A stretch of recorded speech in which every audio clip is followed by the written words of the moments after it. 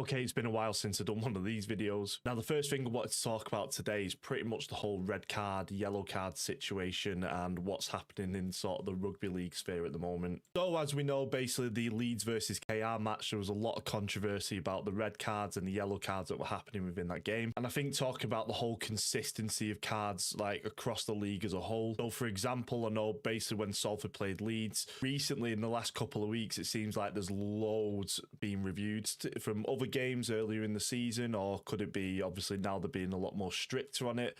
But I think they need to be really clear on the rules. But let's review basically some of these high tackles in the game that were red or yellow cards and determine whether they potentially were. Field one now, this one I thought definitely was a red card. Argy's his shoulder forward, obviously going into the tackle, and obviously direct contact to the head. I don't really think there's mitigation in there at all. Afamog doesn't look like he's falling. I think this one, as soon as I saw it, I was like, that has to be a red. Obviously it came out as a yellow card, to use obviously people complaining about it. Next is the Sue one. Now, when you look at it from two different angles, like you can see where Chris Kendall said obviously he's kept his arm straight.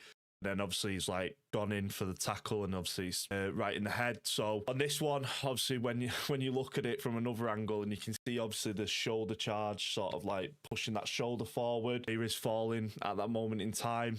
So there is sort of mitigation there. That one should have just been a yellow. There is mitigation in that the player is falling. But I think obviously the action of him charging the shoulder forward, I think that could potentially be seen as obviously trying to make that shoulder to head and obviously the arm straight. But yeah, this should have been a yellow. It shouldn't have been a red. Now let's have a look at the Hanley one. Now, obviously this one, he does try and tackle. He wraps his arms around. He's a lot taller than Arthur Morg, so I get the whole complaint that in this one, height is obviously a determining factor in this one. The only bit that I can see that they may have looked at it and thought it was a red card is that Hanley's basically sort of bent down a little bit, so his shoulder's basically going into his head. He is trying to tackle it. I don't think he forces his shoulder forward, so probably max should have been a yellow. I don't think stuff like height differences and that, to be fair to Leeds, like height differences aren't really taken into account. So yeah, it's a bit weird one. So they've got a hard job. I know they're not going to get it right all the time, frustratingly enough, as we saw with the game yesterday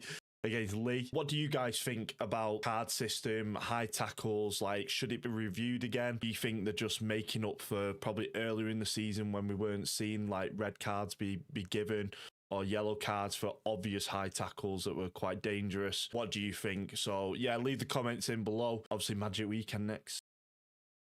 Get to it.